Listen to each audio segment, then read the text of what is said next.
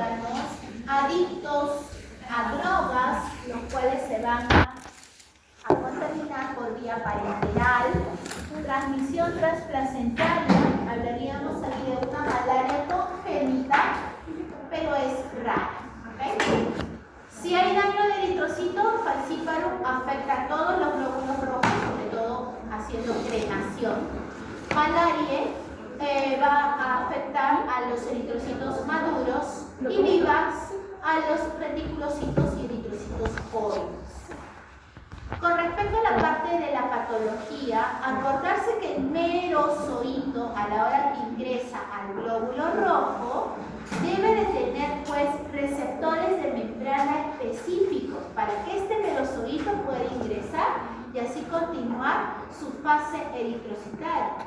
Pero existen, por ejemplo, algunas alteraciones, mutaciones o grupos étnicos que no presenten este receptor de membrana y el merozoito no ingresa. Por lo tanto, ya no hará la fase eritrocítica. Esos grupos van a ser los famosos, las famosas personas que presentan grupo DAFI. ¿Ok? No es el grupo sanguíneo normal que tenemos A, B, o el O, el sistema ABO, sino ellos son un grupo especial, son el grupo DAFI, de Duffy. ¿Ok?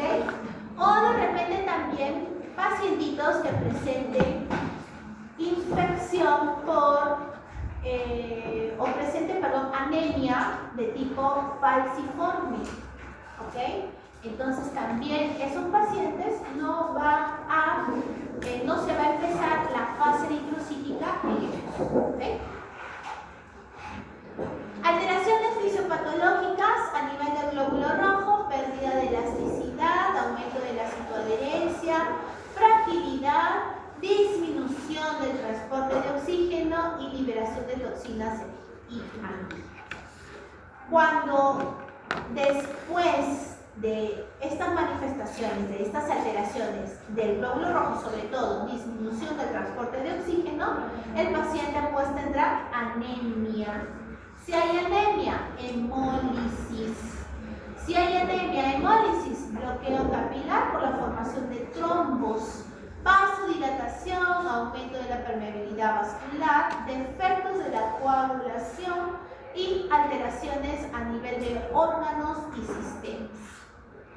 Hablamos de este periodo esquizogónico si es que, por ejemplo, falciparum, vivax y ovale, las manifestaciones clínicas y sobre todo el aumento de temperatura se da cada 48 horas. O sea, habrá una terciana. Después de las 48 horas empiezan ya las manifestaciones clínicas. Por lo tanto, entonces hablaríamos de una terciana. Si estaríamos en presencia de la especie malaria, estas manifestaciones clínicas se darán después de las 72 horas. Por lo tanto, estaríamos hablando de una cuarta. Con respecto a la inmunidad natural, serán pacientes con deficiencia de la glucosa 6-fosfato deshidrogenasa no realiza plasmódio, no hay malaria. Deficiencia también a nivel de enfermedades genéticas asociadas a los glóbulos rojos, como son hemoglobina S, la hemoglobina C, la talasemia y la eritrocitosis. También los pacientes no presentarán malaria. En grupos africanos, ¿okay?, presentan algunos grupos resistencia completa a este Plasmodium vivax, porque el grupo en la membrana de los glóbulos rojos, o sea, no hay estos receptores de membrana, y este es el grupo asociado a los grupos DAFI. ¿Okay? Entonces van a tener este tipo de resistencia contra esa malaria, especialmente vivax. También, por ejemplo, si es que tenemos una inmunidad adquirida a través de la IgG o una inmunidad pasiva adquirida cuando el feto, ¿no?, este tipo de IgM sobre todo, ¿no? También tendríamos un tipo de protección, pero sí vamos a tener la infección realizada por este tipo de embarazo.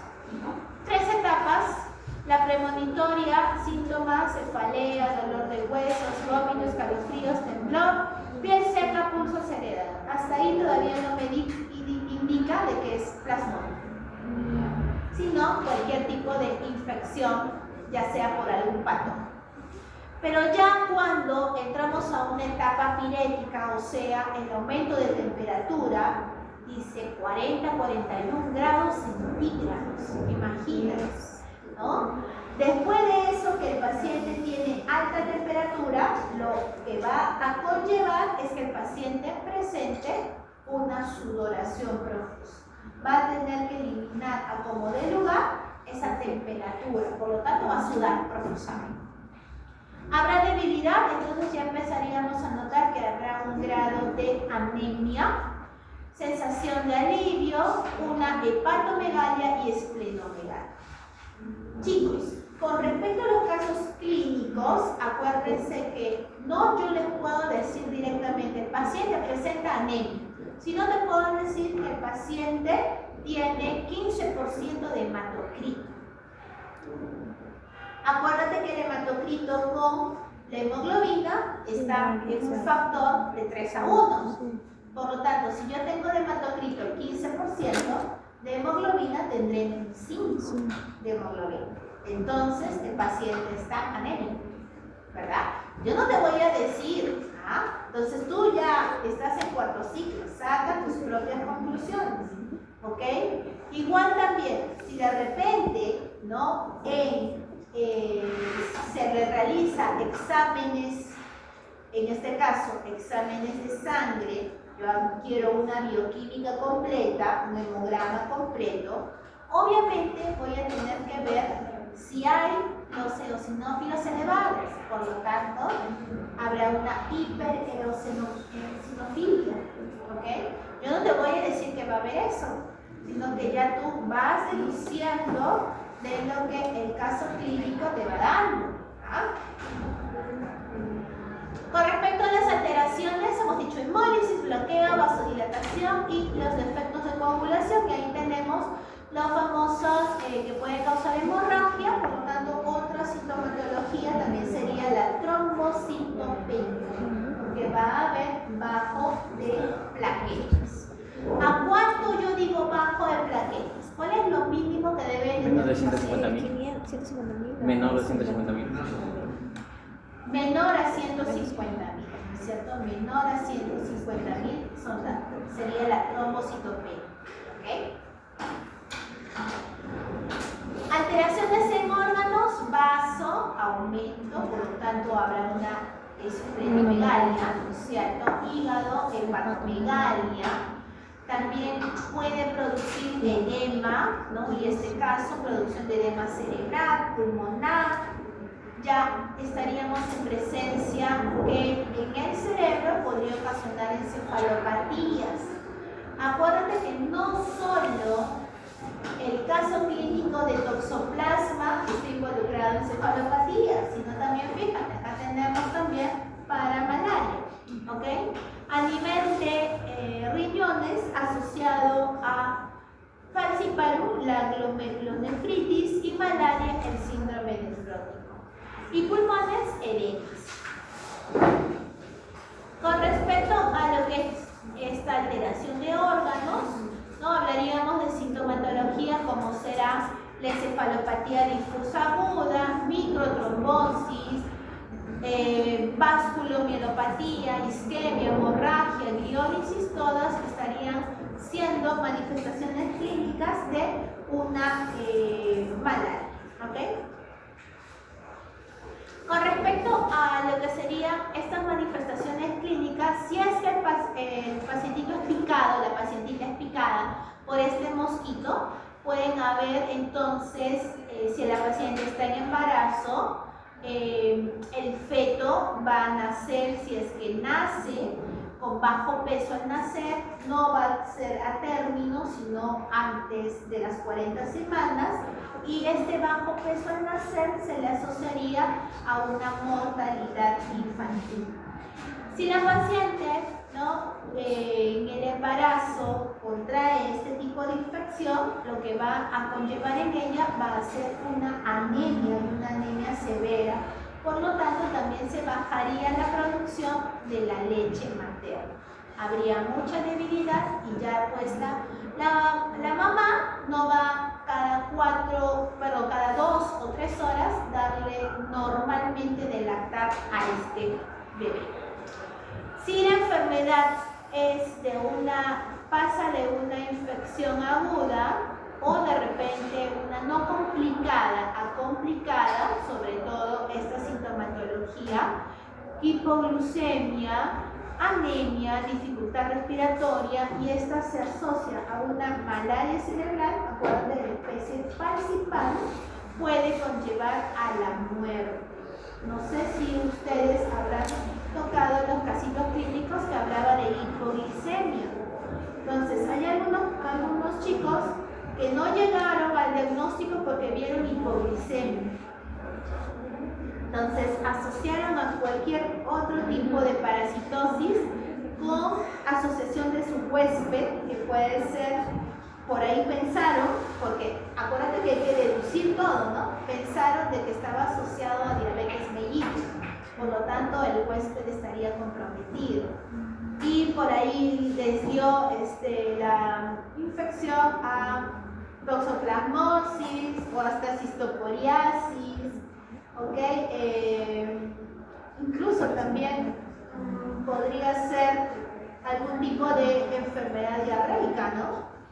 Entonces vean bien, ¿no?, estos casos. Claro está que yo les voy a guiar, no voy a guiarlo para que sí o sí no se confundan con otro tipo de infección. Recordad que esta malaria, hemos visto en el laboratorio dos grandes grupos, ¿no? No complicada y complicada.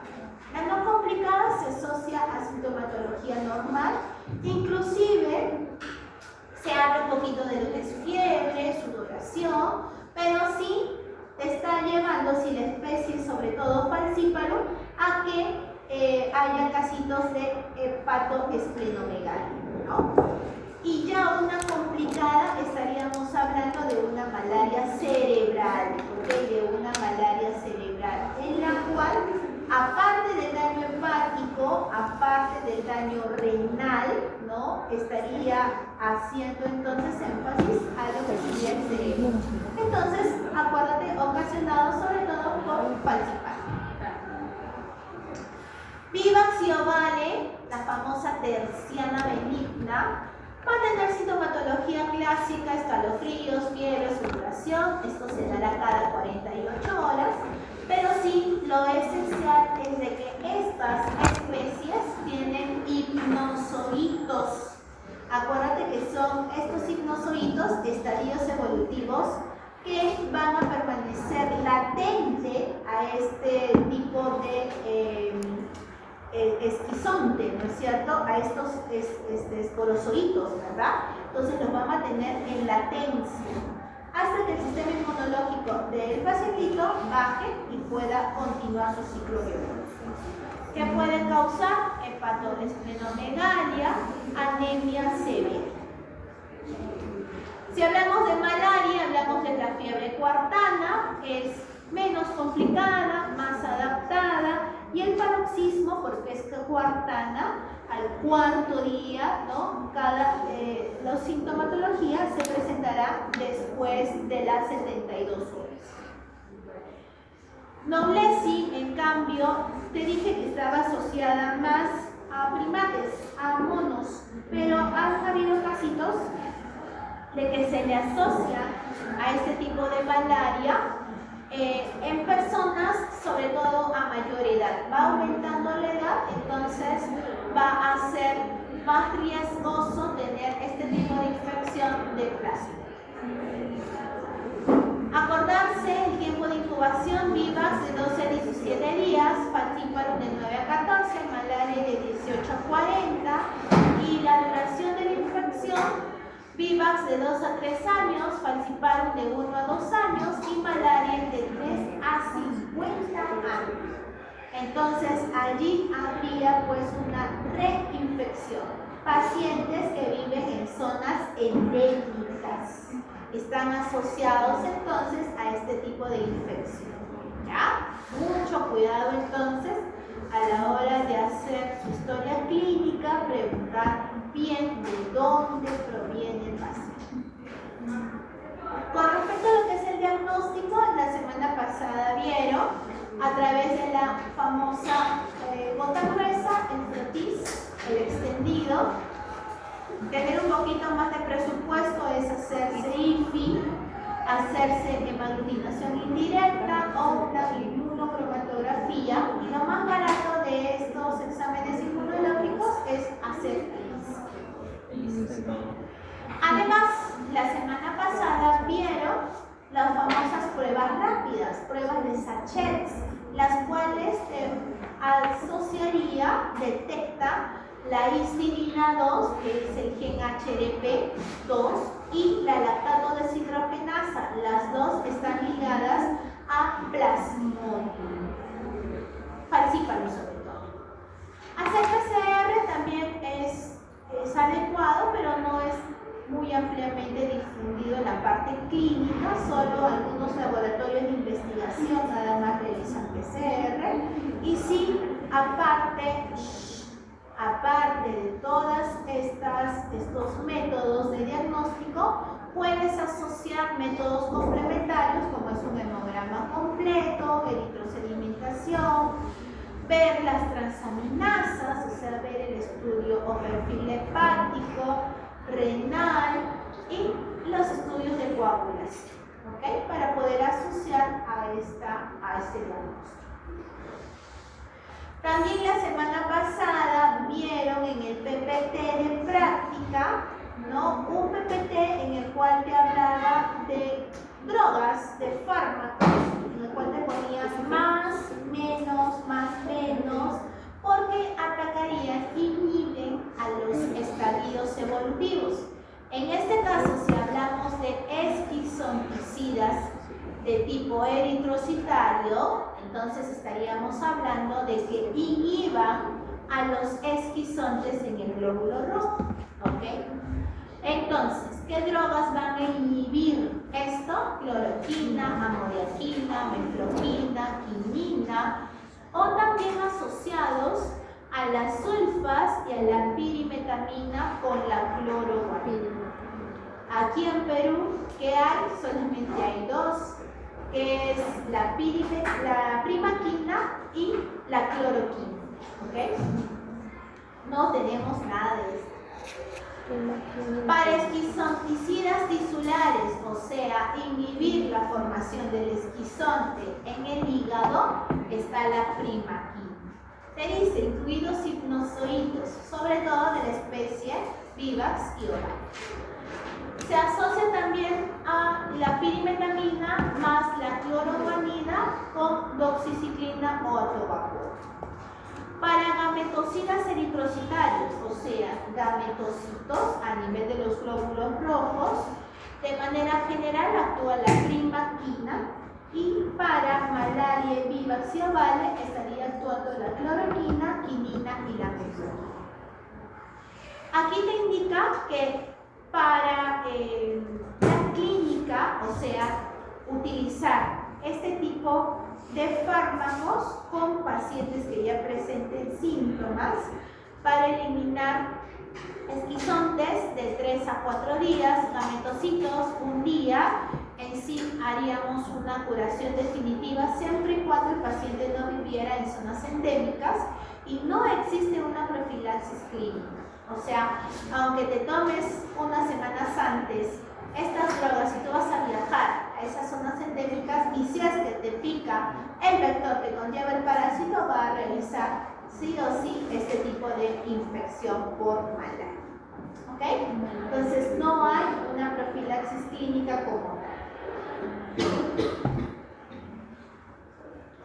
Hablaríamos de ovale, Vivax, acuérdate de que tenemos que eliminar hipnozoitos,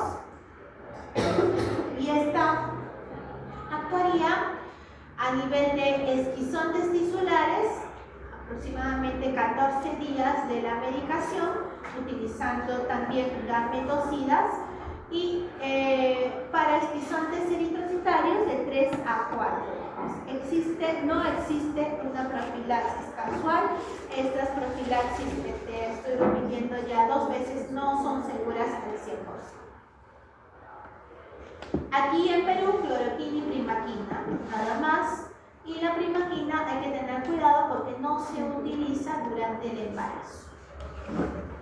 Dentro de la prevención, sobre todo, tener la presencia, ¿no?, de estos mosquiteros, dormir en lugares que presenten mosquiteros, tener en cuenta hace cuánto tiempo se fumigó, sobre todo en lugares endémicos, y tener en esos lugares, zonas endémicas, los medicamentos antiparalíticos. Si quieres, estos 2 que tenemos, la cloroquina y la primaquina. Existen vacunas. Se realizó la primera vacuna, se llama Mosquirix, ¿ok? Protección parcial contra malaria en niños pequeños, actúa sobre todo contra Plasmodium falciparum. Y luego han hecho estudios y la creación de una segunda vacuna es la R21 Matrix M, pero todavía estos resultados al 100% se van a ver de aquí a 10 a 20 años todavía, ¿ya? No se puede dar cifras estadísticas en unos años nada más, sino de unos 10 a 20 años. ¿Ok? Sí. Vamos a hablar ahora del siguiente parásito, que es Trypanosoma cruzi.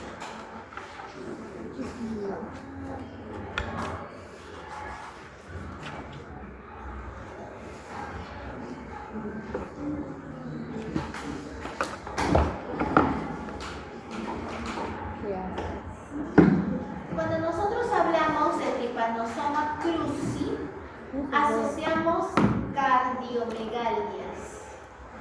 Incluso en las formas más crónicas hay megaesófago, megacolon, megaureter, megavejiga, ¿no? Entonces hay que primero identificar bien a este tipo de tripanosomiasis americana o el famoso mal de Chagas. Aquí, por ejemplo,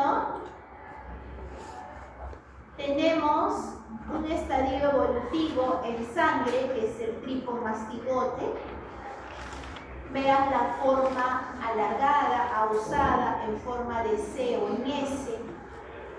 Aquí a los costados vemos al vector, que son los chinches, o nosotros la llamamos chirimachas, o vinchucas, o las besuconas. ¿Okay? Y siempre cuando tú googleas Chagas, googleas y te sale esta figura, ¿no? Esta inflamación, este edema bipalpebral. ¿Ok? Este es el famoso chagoma, asociado al signo de Romagna.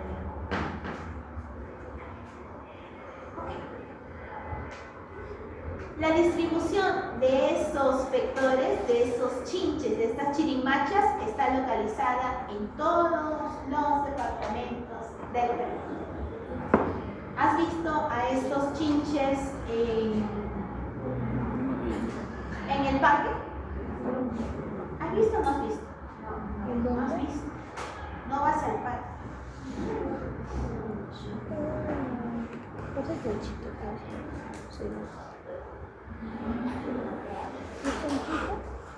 ¿Ok?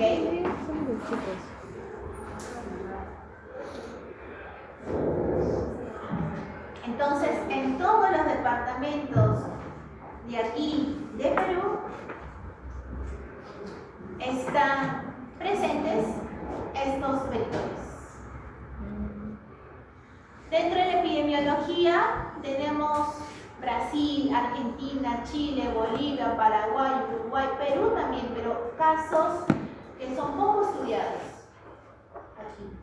no son endémicos. ¿Okay? Más estudiado en Chile, Argentina, Bolivia. ¿Verdad? Acá en Perú, sobre todo la macrorregión sur, en la área chagásica más importante, es la región, bueno, se asocia Tacna, Teletacna, área de Arequipa, Moquegua e Ica. Entonces, esas zonas están mayormente, hay una mayor prevalencia de esta infección por chagas. Con respecto a la epidemiología, aquí en el Perú tenemos, ¿no?, casos, por ejemplo, del 2020, son pocos, pero no hay ningún fallecido. Y desde el 2015, por ejemplo, casos, como son 51 casos, defunciones 1, y aquí en adelante han ido disminuyendo hasta no tener fallecidos.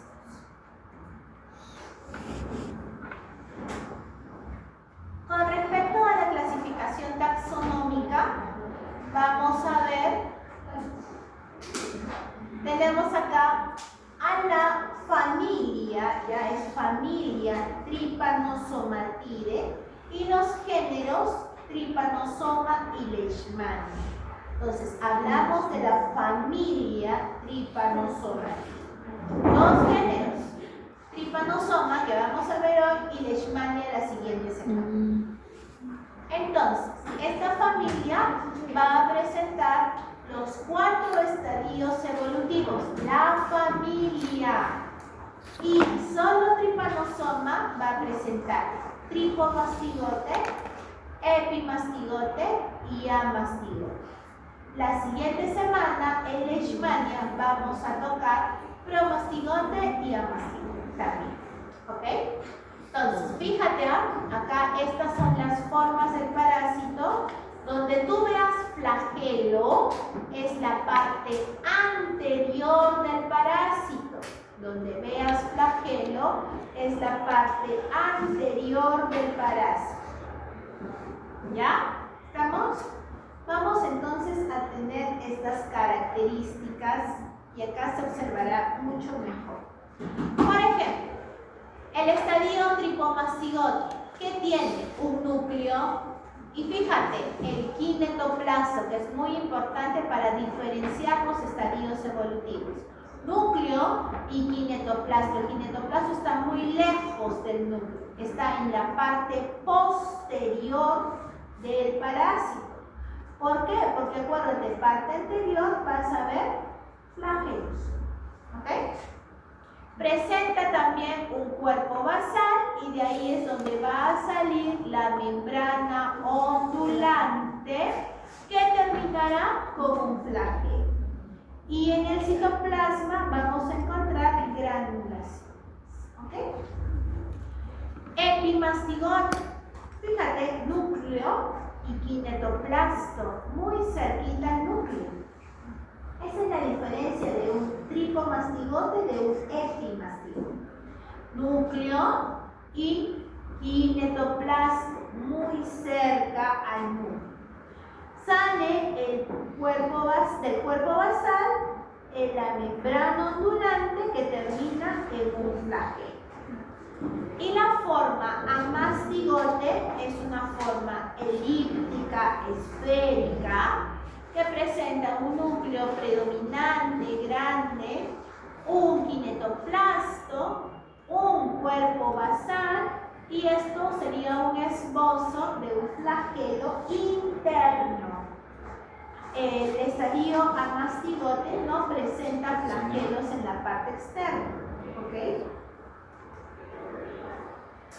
Aquí, por ejemplo, en sangre podemos encontrar, aquí está el tripomastigote, vemos núcleo, vemos kinetoplasto, por lo tanto es característico del tripomastigote. Vamos a encontrar dos tipos. Tripomastigote sanguíneo va a estar presente en el hospedero vertebrado, o sea, nosotros. Y el tripomastigote metacíclico, que va a estar en el vector. plurimastigote, sobre todo, es la forma multiplicativa, replicativa, por fisión binaria, que está presente en el interior del tubo digestivo del bebé. ¿Ok? ¿Estamos, chicos? Amastigote. Cada puntito que tú observas, cada puntito es un amastigote.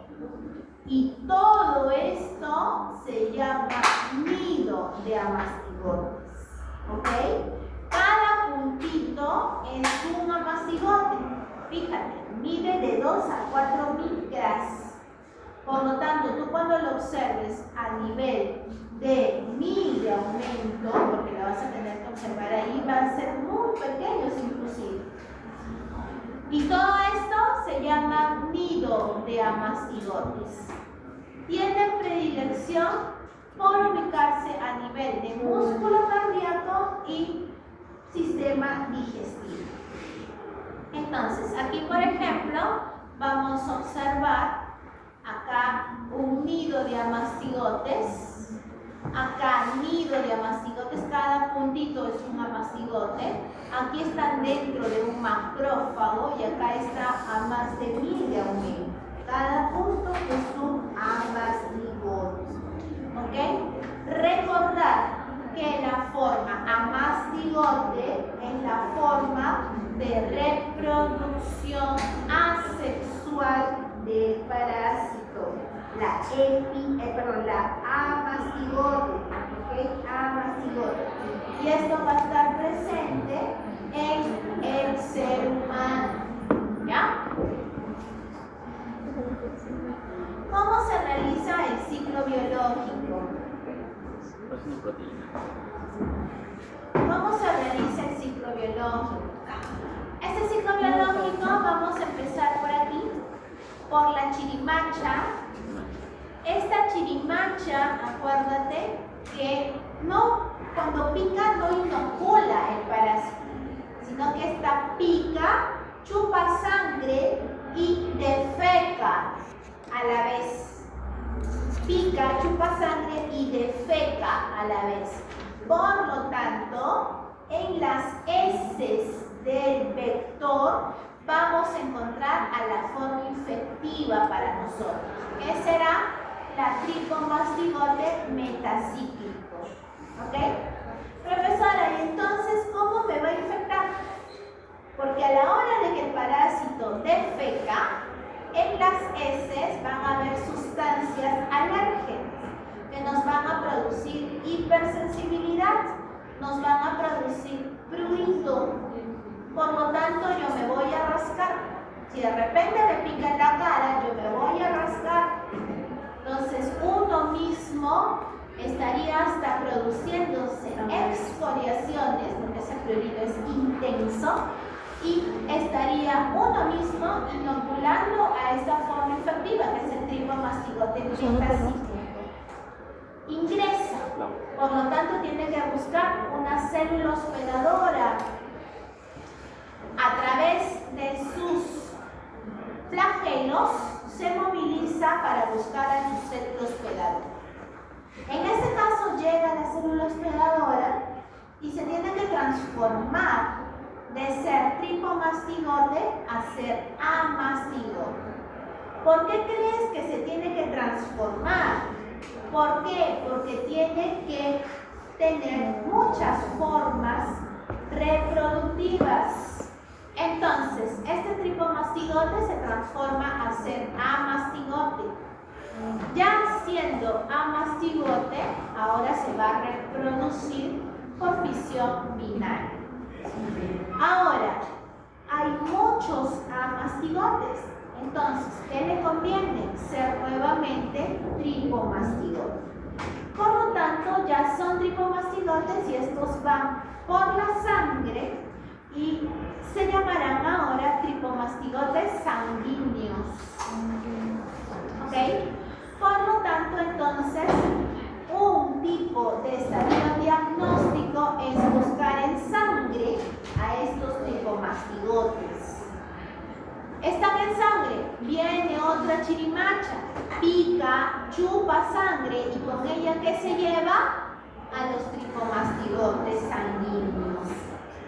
Dentro del vector va a haber una diferenciación del tricomastigote hacia el epimastigote. En lo que respecta a la bibliografía de Botero, levántate. A mí me dan miedo ustedes, de verdad. Yo me tomaría, estaría con mi glucosa al costado para poder despertarme, porque estos son muchos términos.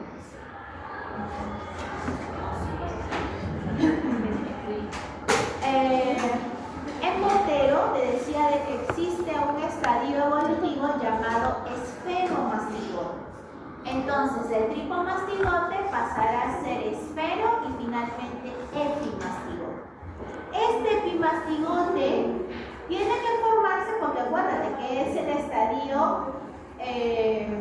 reproductivo, replicativo del parásito.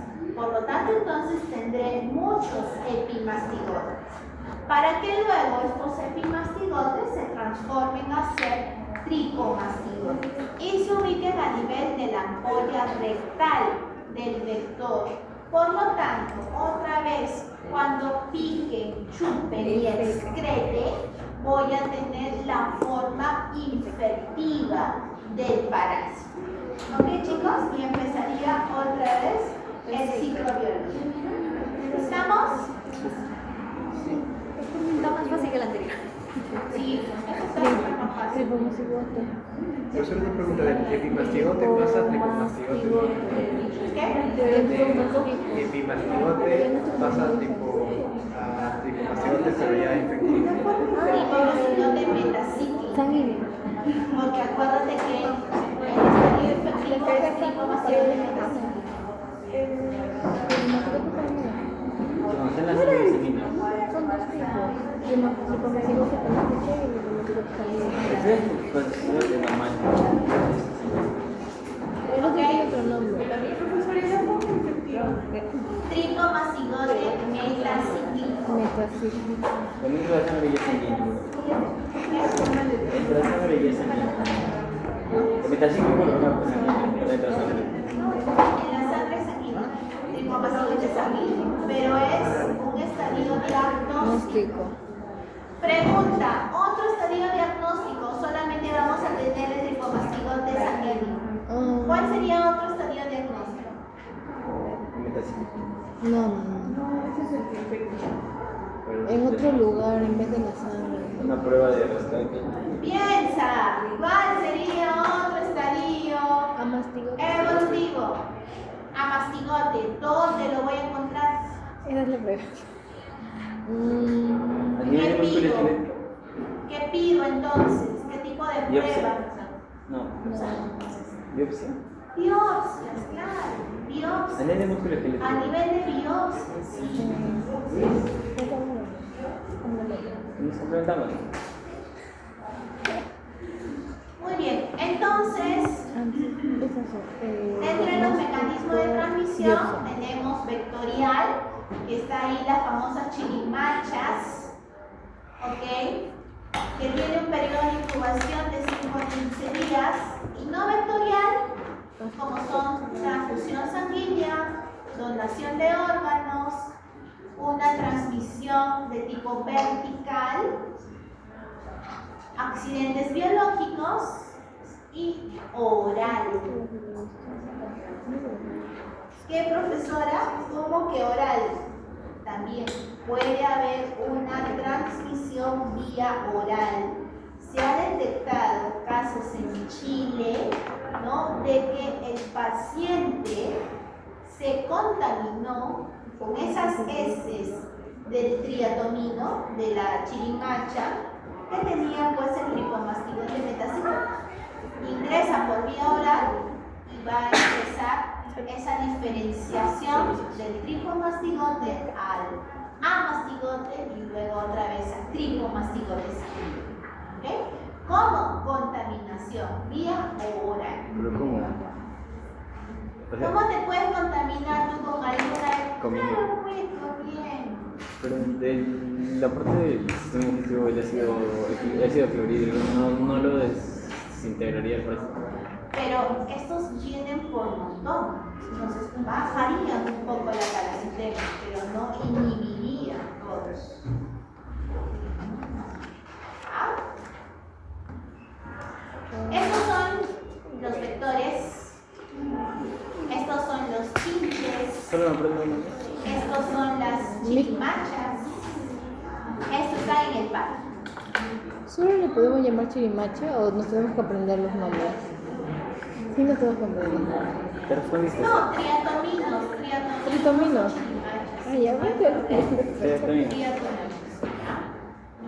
Tenemos la especie, por ejemplo, el género Rhombius, género Pastrongyrius, género Triatoma, que son los más estudiados, por eso que se le llama triatominos.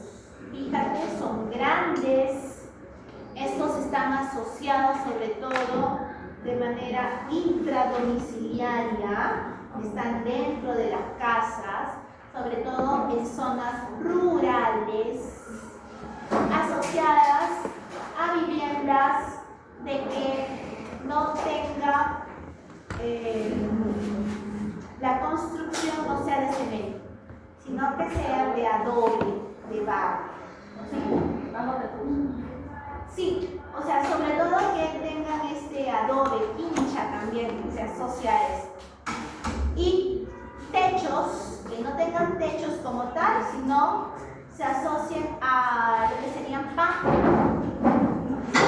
Incluso también colchones de paja. Claro está que ahora ya no se utiliza, pero hace mucho tiempo sí se utilizaban esos colchones de paja, en la cual estos vectores ingresaban dentro del colchón y luego salían, como salen a picar de noche, y picaban y empezaban todos su ciclo biológico. ¿Okay? Se asocian en las paredes de adobe, te decía. Estas patitas que tienen hacen hueco a la pared de adobe, porque es fácil de poder sacar ese adobe, y se mimetizan, ingresan por los colores, fíjate, son colores oscuros o son colores pardos. Y fácilmente ahí vendría la palabra, ¿no? O en este caso sería la frase: estás durmiendo con el enemigo, porque están asociados de manera intradomiciliaria estos vectores. Diferencias entre ellos, por ejemplo, Pastrongyrius, vean dónde se insertan las antenas, en la base de la región anteocular. Rhombius se estaría insertando en el ápice de la región anteocular y el triatoma se estaría insertando estas antenas en la parte media de la región anteocular. Nada más. Hay un montón de diferencias. Nosotros solamente vamos a ver estas, nada más, porque ustedes pues no van a ser entomólogos, ¿no? Acá tenemos el ciclo biológico de esta triatomino, de esta chirimacha. La hembra coloca los huevos. Estos huevos se desarrollan en estadios ninfales. Puede ser ninfa 1, 2, 3, 4, 5, incluso otras bibliografías hay hasta el estadio 6. ¿Okay? Y las que se van a diferenciar solo en el tamaño, porque son idénticas al adulto, pero el adulto ya tiene la madurez sexual. ¿Bien? Nosotros el día, cuando te toque el laboratorio, vamos a hablar de una prueba en particular que es el senodiagnóstico. Esta prueba, que es el senodiagnóstico, sobre todo es asociar a estadios ninfales del triatoma, o de esta vinchuca o de chirimacha. Las colectamos, las guardamos en unos recipientes, en unos frasquitos, no las cerramos, no las tapamos, sino colocamos un tul o una gasa. Y luego, ¿qué hacemos? En en el antebrazo del paciente. Aquí está. O en la pierna del paciente.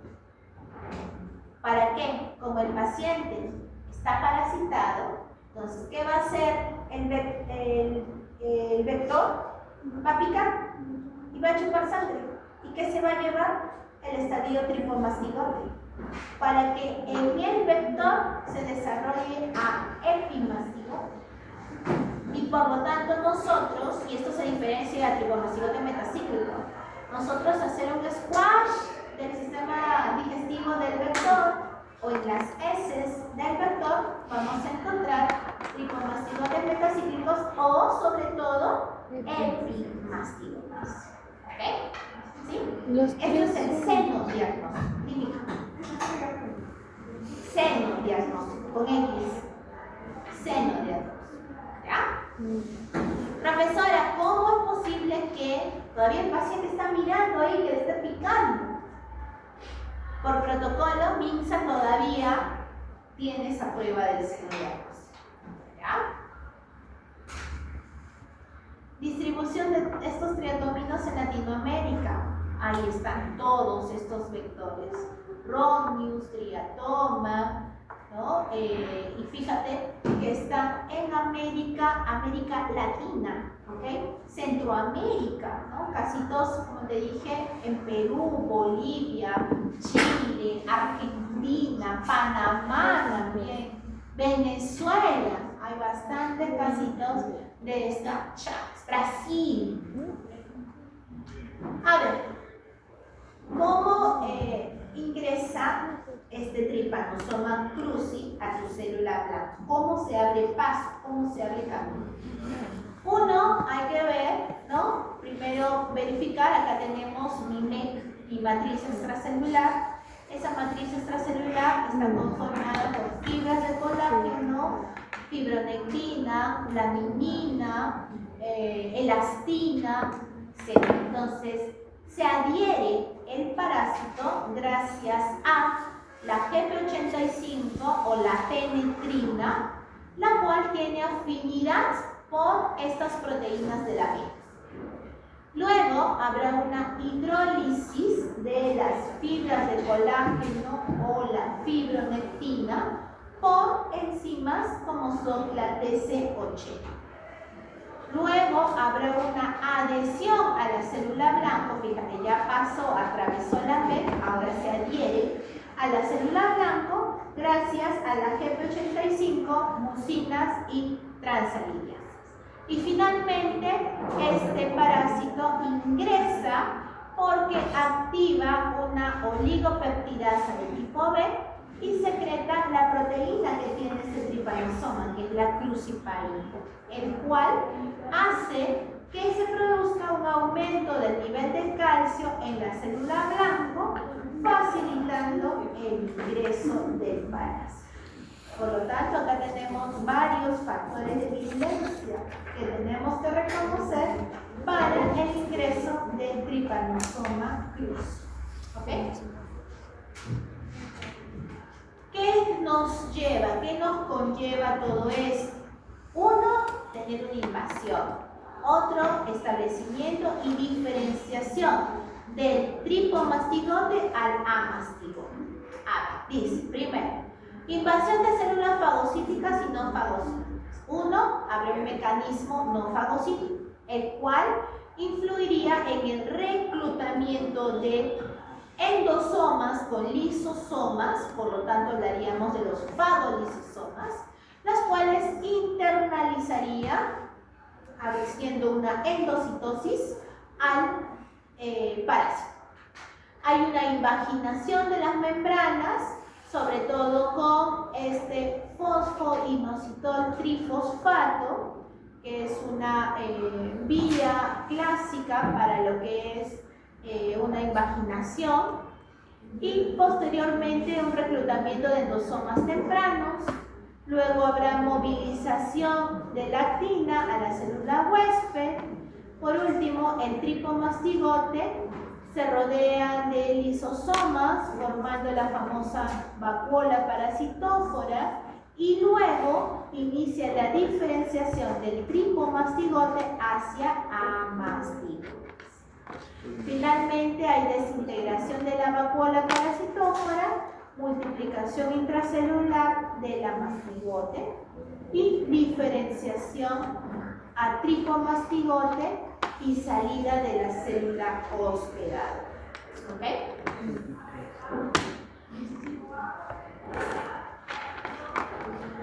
Tenemos entonces estas Chagas, puede ser de manera adquirida, congénita o también Chagas del inmunosuprimido,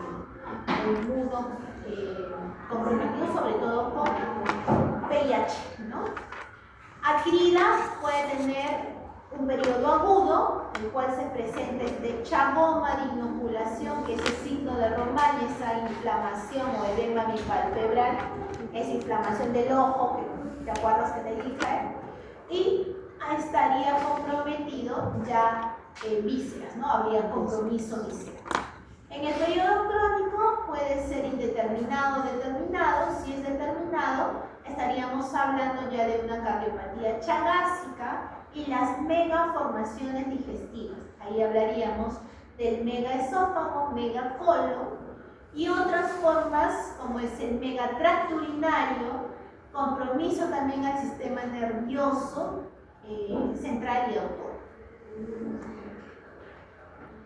Acá, por ejemplo, ¿no? Tendríamos una infección, ojo, asintomática, mayor cantidad de los casos, un 95%, los pacientes son asintomáticos. Clínicamente manifiesta la enfermedad un 5%. Este periodo o fase aguda puede durar 1 a 4 meses o, si es crónico, indeterminado o determinado. Si es indeterminado o latente, meses a años, y determinado más de 10 años. Dentro del periodo crónico tenemos la forma crónica, el cual se puede hacer un tratamiento, tratarlo, ¿no? También la parte de la enfermedad ya como Chagas aguda, también se puede realizar un tratamiento, pero a veces, ¿no? Esto conlleva algunas alteraciones, sobre todo a nivel del miocardio, produciendo los famosos fallas cardíacas, ¿no? El paciente, por ejemplo, puede sufrir de un paro cardíaco fulminante. Y a veces uno, ¿quién va a pensar que a través de un paro cardíaco fulminante asociarías al parásito? Nadie. El pacientito de repente toda su vida estuvo tomando sus hipertensivos porque se le subía la presión y por ahí decían de que conllevaría algún tipo de cardiopatía, ¿no? Y después de años hay una falla cardíaca fulminante. No se sabe de qué cosa es, por qué fue, no tomó su pastilla, uno dice. Hay que hacerle una autopsia. A ver, vamos a hacerle la autopsia, abrimos corazón y vemos nidos de amastigones. Entonces, ¿qué significa? Que el paciente tenía Chagas y puede ser de que haya fallecido por la enfermedad por Chagas. ¿Okay? Otras sintomatologías que en este caso van a participar en los famosos megasíndromes digestivos son, les decía, el megaesófago, el megacolon, asociadas también a tracto urinario, megaureter, megavejiga, ¿ok? Todo esto se puede asociar. Y ya están cansados, los veo, ¿no? Signo de Romagne, decía, en la fase aguda. El chagoma, fíjate acá, el edema bipalpebral, ¿okay? Aquí está la inflamación. Causa, de repente, ¿qué manifestaciones clínicas? Cefalea, fiebre, mialgia, pero ya se va asociando a fallas cardíacas. Por lo tanto, entonces, ahí hay que tener bastante presente, verificar sus electrocardiogramas del paciente. ¿Okay? ¿Por qué se produjo esto? ¿Qué pasó? Si tu paciente no nació así, ¿qué pasó? asociado de repente a qué región está, de dónde proviene, de Tacna, Arequipa, Moquegua, Ica, ¿no? Porque ahí acuérdate que es la prevalencia alta de Chagas. Fase crónica de 10 a 30 años. Mayoría de los casos, aproximadamente el 70%, nunca desarrollan daño en órganos blancos y persisten asintomáticos durante el resto de su vida. En el resto de los casos, o sea el 30%, puede presentarse un daño cardíaco, compromiso visceral, sobre todo en vísceras huecas, especialmente a nivel de esófago y colon. Ahí hablaríamos del megaesófago y el megacolon.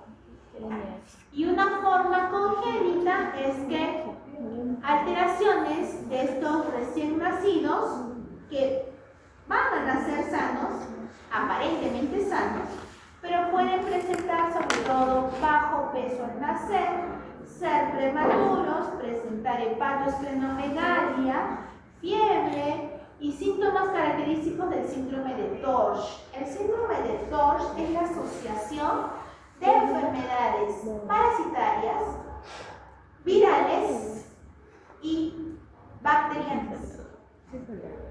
Una de ellas es Chagas, otra es toxoplasma, por ejemplo, está dentro de este síndrome de Torch. Otro es el VIH, por ejemplo. Vean entonces aquí lo que son las cardiopatías chagásicas crónicas, aparece después de 10 años. Acuérdate que son asintomáticos, habrá una miocarditis, arritmias cardíacas, cardiomegalia, insuficiencia cardíaca, megaesófago, megacolon, desnutrición, alteraciones del sistema nervioso y frecuentes infecciones respiratorias. ¿Ok, chicos? ¿Puede existir Chagas congénito? Sí, una transmisión vertical. Generalmente ocurre esta infección más frecuente en la etapa crónica. Hay una infección letal más probable a partir del 5º mes. El tripomastigote ingresa a la circulación por vía, a la circulación fetal por vía hematógena y los síntomas tendría pues fiebre, hepatoesplenomegalia, miocarditis, meningoencefalitis y un desarrollo tardío de síntomas propios de la etapa.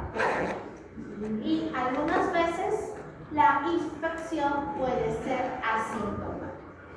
Si hay síntomas, el niño bajo peso nace, pero acá tiene, fíjate, una esplenohepatomegalia y no van a terminar, ¿no? Las semanas, las 40 semanas de gestación, sino van a nacer con bastante, van a ser prematuros, 32 semanas, 28 semanas. ¿Ok, chicos? Muy bien, nos vamos a quedar ahí y me van a tener que mostrar su, ¿cómo se llama? Encuesta, si no, no sale. Pero no carga mis certificados. Si no, no sale. Yo lo hice cuando usted lo dijo. No, claro, Más un punto para hacerlo rápido.